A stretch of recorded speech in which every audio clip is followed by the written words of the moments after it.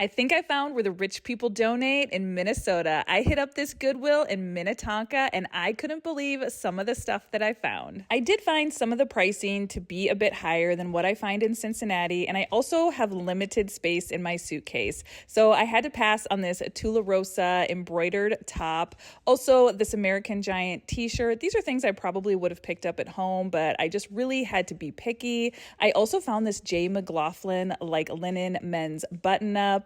So even though I didn't have room for a lot of these treasures, like these good American jeans, if I lived in Minnesota, this is a Goodwill I would for sure put on my rotation every single week. Another thing that I noticed about this Minnetonka location is that they were bringing out a lot of new racks. I probably saw 4 or 5 new racks roll out in the less than an hour that I was at this location. And this was just on a Tuesday around 11 o'clock. It wasn't right at opening or anything, but I can tell they put new stuff out a lot, and I think that's a good indicator of a good thrift store. And of course, I had to check out the blazers. I found this Athleta blazer, but it was priced a little too high. I also spotted this Lovers and Friends blazer that was a little more reasonably priced. And this next brand you should be on the lookout for. It's called Gospel by Sister Jane, and this has really decent comps. I have sold this brand before and it did well for me, but it was a little too bulky to bring home. I found Ming Wang. There were some brands they were definitely aware of and priced up, Athleta being one of them. So if I had to shop this Goodwill on the regular, I would have to be on the lookout for when these pieces went to half price.